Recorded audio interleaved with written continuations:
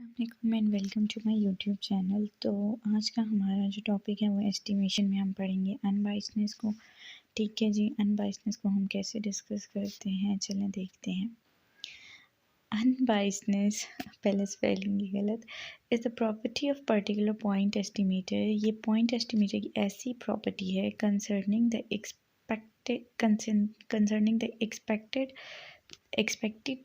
The expected behaviour of a particular estimator. अच्छा, इसमें हम क्या करते हैं कि हमारे पास कोई भी एस्टिमेटर आ जाता है, हम उसका एक्सपेक्टेड बिहेवियर चेक करते हैं। आया एक्सपेक्टेशन लेने के बाद हमारे पास उसकी क्या वैल्यू आ रही है।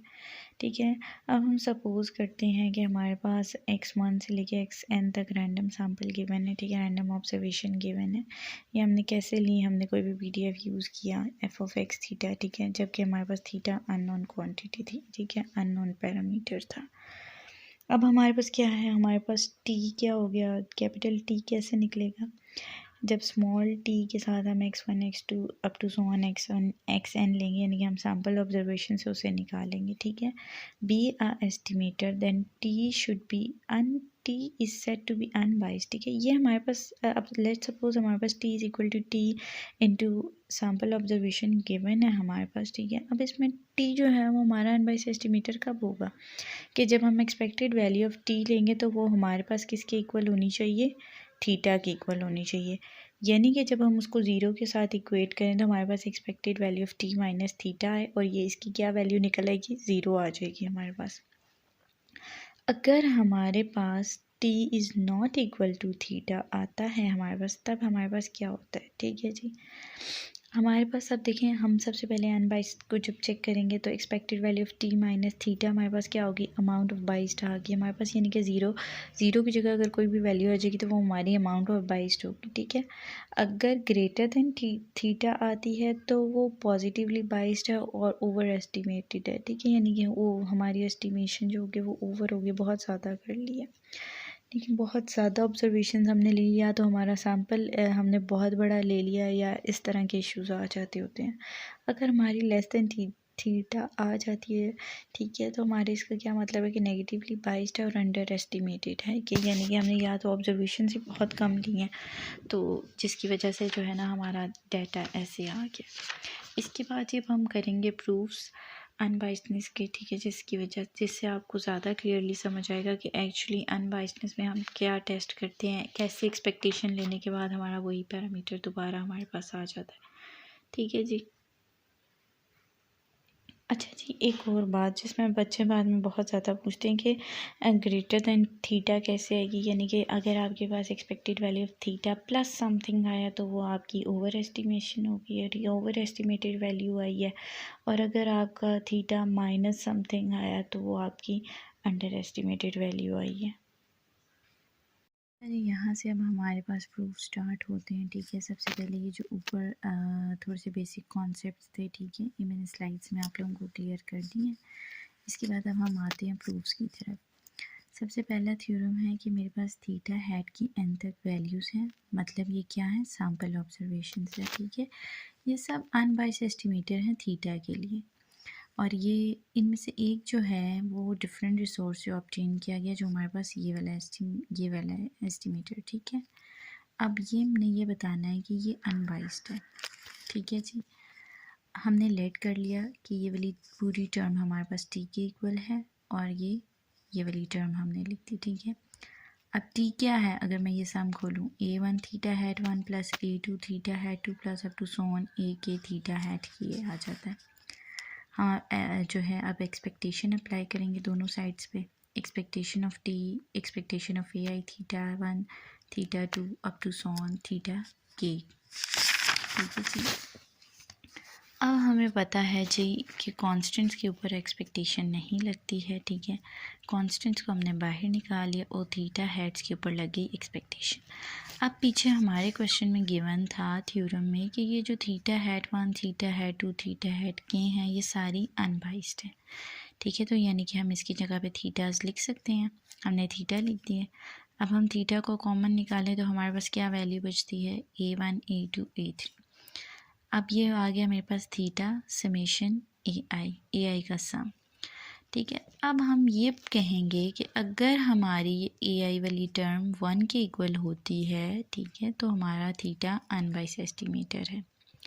ठीक है जी, ये हमारे पास अनबाइस्ड आ जाएगी, ये सारी वैल्यू 1 हो जाएगी, थीटा इसके साथ मल्टीप्लाई होकर थीटा हमारे पास आ जाएगा। तो ये प्रूव हो गया हमारा अनबाइस्ड एस्टिमेटर। अच्छा जी, इसके बाद हमारे पास दो प्रूफ्स आते हैं कि theta S square is not equal to sigma square. ठीक है, ये हम पॉपुलेशन और सैम्पल मीन की वजह से की तरफ से डिवाइड करते हैं। जब हम सिर्फ एन से डिवाइड करते हैं 1/n वाला फार्मूला अप्लाई होता है हमारा विद और विदाउट रिप्लेसमेंट के लिहाज से, तो हमारे पास बाइस्ड आता है और एक में अनबाइस्ड आ जाता है। ठीक है जी, n-1 विदाउट रिप्लेसमेंट वाला और एक विद रिप्लेसमेंट वाला, n जो होता है वो बाइस्ड हमारे पास आता है। अच्छा जी, अब हमारे पास आया है कि expected value of S square जो है वो हमारी सिग्मा स्क्वायर के इक्वल है। तो हमने ये शो करना है कि जो सिंपल एस है हमारा वो सिग्मा के इक्वल नहीं आता। ठीक है, यानी कि ये इसका बाइस्ड एस्टिमेटर है। अब हमारे पास क्या आ गया, हमारे पास देखें जी एस स्क्वायर कैसे आएगा, एस कैसे आएगा। हमें पता है कि हमारे पास वेरिएंस का फॉर्मूला जो होता है वो S minus expected value of S का होल स्क्वायर आता है। ठीक है जी, अब हम इस फॉर्मूले को जब ओपन करेंगे, variance of S is equal to expected value of S का स्क्वायर और एक्सपेक्टेड वैल्यू ऑफ एस का होल स्क्वायर आ जाएगा। हमें क्या चाहिए, हमें ये वाली वैल्यू चाहिए। ठीक है, हम इसको इक्वेशन की दूसरी साइड ले आएंगे। ठीक है, ये एस स्क्वायर आ गया, ये हमारे पास expected value of S square, ये वेरिएंस यहाँ आके माइनस वेरिएंस ऑफ एस हो गया। अब देखें जी, क्वेश्चन में हमें एक चीज़ गिवन थी, expected value of S square जो है वो अनबाइस्ड है सिग्मा स्क्वायर। ठीक है, अनबाइस्ड एस्टिमेटर है सिग्मा स्क्वायर का। अब हमने क्या किया जी, अंडर रूट अप्लाई कर दिया स्क्वायर को ख़त्म करने के लिए, ताकि हमारे पास एक्सपेक्टेड वैल्यू ऑफ एस ये वाली वैल्यू आ जाए। अच्छा जी, अब क्या हो गया जी, हमने अंडर रूट अप्लाई किया, expected value of S square minus variance of S आ गया। Expected value of S square किसके इक्वल था, सिग्मा स्क्वायर के, minus variance of S as it is आ गया। अब यहाँ पे हम क्या कह सकते हैं कि यहाँ पे एक चीज़ अंडर रूट के अंदर वेरिएंस ऑफ एस माइनस हो के जो है वो सिग्मा स्क्वायर अनबाइस्ड आएगा। तो इसका मतलब है कि ये हमारे पास अनबाइस्ड एस्टिमेटर नहीं है, ये इसका बाइस्ड एस्टिमेटर है। ये एस जो है वो हमारा कभी भी सिग्मा के इक्वल नहीं आ रहा। ठीक है जी, अब इसके बाद आ जाते हैं हमारी नेक्स्ट एग्जाम्पल पे। ठीक है जी, नेक्स्ट थ्योरम है हमारे पास, अगर हमारे पास थीटा स्टैटिक है, ये अनबाइस्ड एस्टिमेटर है थीटा का, तो हमने ये शो करना है कि जो थीटा स्टैटिक स्क्वायर है ये बाइस्ड एस्टिमेटर है थीटा का। ठीक है जी, अब यही टर्म्स हमारी थ्रू आउट यूज़ होनी है कि बाइस्ड क्या है, अनबाइस्ड क्या है, इसलिए जो बेसिक कॉन्सेप्ट्स हैं वो आपके बहुत स्ट्रॉन्ग होने चाहिए। ठीक है, क्वेश्चन में क्या गिवन है हमारे पास कि expected value of theta static हमारे पास थीटा के इक्वल है। ठीक है जी, अब मेरे पास थीटा स्टैटिक अगेन वही वाली टर्म आ गई, थीटा स्टैटिक स्क्वायर मेरे पास कैसे आएगा, वेरिएंस के फॉर्मूले से। ठीक है, वेरिएंस के फॉर्मूले को जब हम ओपन करेंगे, एक सिग्मा थीटा स्टैटिक स्क्वायर आ जाएगा, एक expected value of theta static का होल स्क्वायर आ जाएगा। इसको अब हमने सॉल्व किया, जब हम इक्वेशन की दूसरी साइड ले आए। ठीक है जी, सेम पिछले क्वेश्चन वाले स्टेप्स हैं। अब यहाँ पे मुझे पता है expected value of theta static जो है वो अनबाइस्ड एस्टिमेटर है थीटा का। यहाँ पे यानी कि मैं थीटा स्क्वायर लिख सकती हूँ, क्योंकि यहाँ पे स्क्वायर भी है। ठीक है जी, plus variance of theta is equal to theta static का स्क्वायर। अब देखें थीटा के अंदर ये वैल्यू ऐड हो रही है, अगर हम इसको 1 भी करते हैं तो ये थीटा स्क्वायर प्लस 1 हो जाएगा, तो ये जो है इसका बाइस्ड एस्टिमेटर है। ठीक है जी, variance is greater than zero, variance तो ज़ीरो से ग्रेटर ही होता है, इस वजह से जो है ये हमारे पास बाइस्ड एस्टिमेटर आ जाएगा। ठीक है जी, अब हमारे पास एक और प्रूफ आ जाता है कि हमारे पास पॉइजन डिस्ट्रीब्यूशन है। ठीक है, विद मीन लैम्डा। ठीक है जी, 1 से लेके एन तक हमारे पास डिस्ट्रीब्यूशन है, सिंपली हमने डिस्ट्रीब्यूशन लिखी। ठीक है, हमने ये बताना है कि जो एक्स बार है ये हमारा अनबाइस्ड एस्टिमेटर है लैम्डा। अब एक्स बार मेरे पास क्या होता है, summation x i over n. ठीक है जी, हाँ, अब यहाँ पे हमने क्या करना है, दोनों साइड्स पे एक्सपेक्टेशन ले लेनी है, सम बाहर आ जाएगा, एन भी बाहर कांस्टेंट अब बाहर आ जाएगा, रेंज क्या है इसकी, i is equal to 1 to n। ठीक है जी, 1 to n लिख लेते हैं, और एक्सपेक्टेड वैल्यू पर यहाँ पे आ जाता है हमारे पास x। ठीक है जी, n से कैंसिल हो जाएगा, ये कांस्टेंट है। यहाँ पे हमारे पास एक्सपेक्टेड वैल्यू ऑफ x क्या है, लैम्डा। हमारे पास पॉइजन का मीन क्या आता है, एक्सपेक्टेशन क्या आ रही है, लैम्डा। तो ये एन से कैंसिल होकर लैम्डा आ जाएगा, तो ये हमारा क्या हो जाएगा, अनबाइस्ड एस्टिमेटर हो जाएगा। अच्छा जी, नेक्स्ट थ्योरम हमारे पास आ जाता है। हमारे पास एक रैंडम वेरिएबल है x, ठीक है, जो वैल्यू लेता है 1 एंड 0। मतलब यहाँ से हमें पता चल जाता है कि ये बाइनोमियल है, ठीक है, बाइनोमियल डिस्ट्रीब्यूशन है। रैंडम वेरिएबल मतलब कि इंडिपेंडेंट है, ठीक है।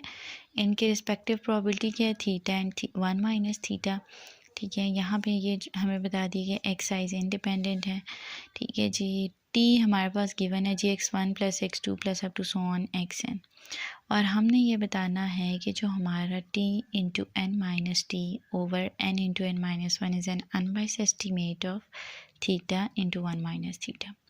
हमने लेटिंग कर ली, ठीक है, let theta hat is equal to this value. दोनों साइड्स पे हमने एक्सपेक्टेशन अप्लाई की, ठीक है जी। ये वाली नीचे वाली वैल्यू हमने निकाल ली बाहर, ठीक है, क्योंकि हमारे पास यहाँ पे फंक्शन t क्या है, तो एक्सपेक्टेशन किस पे लगेगी, t पे लगेगी, ठीक है जी। 1 over n into n minus one हमने बाहर निकाल लिया, expected value of n T minus T square. Constant term भी बाहर निकाल ली, एक्सपेक्टेड वैल्यू ऑफ टी लगा और यहाँ पे expected value of T square लगा, ठीक है जी। यहाँ पे जी अब हमें पता है कि हमारे पास expected value of T binomial distribution की क्या आ जाती है, एन थीटा, ठीक है जी। और ये टी स्क्वायर क्योंकि हम ऐसे नहीं निकाल सकते थे, हमारे पास इसकी गिवन वैल्यूज़ नहीं थी, तो हम इसको वेरिएंस के फॉर्मूले से डिराइव कर लेंगे, ठीक है। क्योंकि हमें वेरिएंस भी पता है, हमें एक्सपेक्टेड वैल्यू ऑफ टी भी पता है, ठीक है जी। ये हमारे पास क्या हो गया, एन स्क्वायर थीटा हो गया। यहाँ पे ये मेरे पास इसका वेरिएंस क्या आता है, n theta into 1 minus theta, और ये मेरे पास क्या हो गया, ये मेरे पास एन थीटा ही था, तो इसका स्क्वायर लेंगे तो एन स्क्वायर थीटा स्क्वायर आ जाएगा, ठीक है जी। अब इसको हमने सब्सटीट्यूट किया, वैल्यूज़ को ओपन कर लिया। नेक्स्ट स्टेप में हमने एन स्क्वायर वाली वैल्यूज़ को एक साथ रखा और थीटा वाली वैल्यूज़ को हमने एक साथ साइड पे रखा, ठीक है जी। इनमें से हमने कॉमन वैल्यूज़ ली, ठीक है। एन स्क्वायर थीटा यहाँ से कॉमन लेंगे तो 1 माइनस थीटा आ जाएगा, यहाँ से माइनस एन थीटा कॉमन लेंगे तो यहाँ पे थीटा के साथ माइनस और ये 1 यहाँ आ जाएगा, ठीक है जी। अच्छा जी, उससे नेक्स्ट स्टेप में जी अब क्या हमने करना है कि हमारे पास ये वाली वैल्यूज़ आ गई जो हमने पीछे से कांस्टेंट टर्म्स ली, कॉमन ली थी, ठीक है जी। अब इसको अगर मैं सब्सटीट्यूट करूँ, इसमें से एन थीटा अगेन कॉमन आ रहा है, एन थीटा यहाँ से कॉमन लिया, यहाँ पे एन माइनस वन बचा और यहाँ पे 1 माइनस थीटा बच गया, ठीक है जी। अब मैंने ये वाली term theta into 1 minus theta एक साइड पे रखी और n into n minus one एक साइड पे रखी, ये इसके साथ कैंसिल हो गई और ये मेरे पास क्या टर्म आ गई, ये इसका अनबाइस्ड एस्टीमेटर आ गया थीटा इंटू 1 माइनस थीटा वाला, ठीक है जी। यहाँ पे हमारा प्रूफ कंप्लीट होता है इसका। अच्छा जी, एक और छोटा सा प्रूफ देख लेते हैं, ठीक है जी। इसके बाद नेक्स्ट वीडियोस में हम इसकी और भी एग्जांपल्स करेंगे, लेकिन बहुत सिंपल सा प्रूफ है तो हम देख लेते हैं। हमने ये शो करना है कि एक्स बार हमारा अनबाइस्ड एस्टीमेटर है म्यू का, ठीक है, और एस स्क्वायर हमारा बाइस एस्टीमेटर है विद बाईस की क्या वैल्यू है मेरे पास, minus sigma square over N. सबसे पहले हम अनबाइस्ड वाला चेक कर लेते हैं, ठीक है। एक्स आई किसको अप्रोच कर रहा है, हमारे पास नॉर्मल को, ये हमारे पास गिवन है क्वेश्चन में, ठीक है जी। एक्सपेक्टेड वैल्यू ऑफ एक्स बार क्या होती है, हमने सबसे पहले बताया कि एक्स बार कैसे हमारे पास निकला, ठीक है। 1 ओवर एन बाहर आ गया, समीशन भी बाहर आ गया और एक्सपेक्टेशन एक्स पे लग गई, ठीक है। नॉर्मल का हमें पता है कि मीन क्या होता है, म्यू, ठीक है। एन म्यू ओवर एन हो गया, ये वाला कॉन्स्ट, ये वाली टर्म जो थी अब एन हो जाएगी, ठीक है। तो ये दोनों कैंसिल हो गए, हमारे पास आ गया जी म्यू आ गया। अच्छा जी, और ये जो सेकंड पार्ट था ना इसका, जिसमें हमने बताना था कि एस स्क्वायर जो है वो हमारा 22 एस्टीमेटर, उसकी 22 की कुछ ना कुछ वैल्यू आ रही है, ठीक है। अगर हम विदाउट हाँ जी विद रिप्लेसमेंट के साथ करेंगे तो हमारे पास ये विद रिप्लेसमेंट वाला फार्मूला गिवन था, ठीक है, जिसके लिए अब हम सॉल्व करेंगे। एस स्क्वायर हमारे पास क्या होता है, एक्स आई माइनस एक्स बार का होल स्क्वायर समेशन एक्स आई माइनस एक्स बार का होल स्क्वायर ओवर एन। हम यहाँ पे ऐड एंड सब्ट्रैक्ट कर देंगे म्यू को, ठीक है जी। फिर इसका स्क्वायर ले लेंगे और इसको हम सॉल्व कर लेंगे। जब हमने इसका स्क्वायर ओपन किया, ये वाली वैल्यू जो है, ये वाली टर्म जो है, ये हमारे पास क्या आ गई, 2n एक्स बार माइनस म्यू, ठीक है जी। ये कैसे आई, एक्स माइनस म्यू को हमने कंसीडर किया, ठीक है जी, इनके साथ सम लगाया, ये एन म्यू हो जाएगा और यहाँ पे अगर हम एन को मल्टीप्लाई और डिवाइड करा देंगे तो हमारे पास क्या आ जाएगा, ये एक्स बार हो जाएगा, ठीक है जी। अच्छा जी, अब इसको हमने जब सॉल्व किया तो ये दोनों वैल्यूज़ एक साइड पे हो गई, यानी कि अब हम इन दोनों वैल्यूज़ में से इन दोनों वैल्यूज़ को आपस में माइनस कर सकते हैं, तो हमारे पास क्या बच जाएगा, एन एक्स बार माइनस म्यू का होल स्क्वायर। यहाँ पे हमने एक्सपेक्टेशन अप्लाई की, दोनों साइड्स पे 1/n बाहर हमारे पास आ गया। ठीक है जी, ये वाली वैल्यू हमारे पास एक बच गई और एक ये वाली वैल्यू बच गई। अब हमें पता है कि एक्स बार माइनस म्यू हमारे पास किस चीज़ के इक्वल होता है, सिग्मा स्क्वायर के लिए। और ये हमारे पास किस चीज़ के लिए, देखें इसके ऊपर एक्स बार है तो ये हमारा वेरिएंस ऑफ एक्स बार आ जाएगा। ठीक है जी, जब हमने इसको देखा ये अब हमारे पास किसकी अप्रोच बन रही है, स्टैंडर्ड नॉर्मल की बन रही है। ठीक है जी, एन एज इट इज़ आ गया, सिग्मा स्क्वायर ओवर एन आ गया और यहाँ पे हमारे पास एन सिग्मा स्क्वायर बचा, sigma square minus sigma square over n. अब देखें ये अनबाइस्ड क्या कब होगा, जब यहाँ पे हमारे पास सिर्फ सिग्मा स्क्वायर होगा। ठीक है, लेकिन यहाँ पे ये जो हमारे पास टर्म आ रही है ये हमारे पास क्या है, वैल्यू ऑफ बाइस्ड एस्टिमेटर, कि हमारे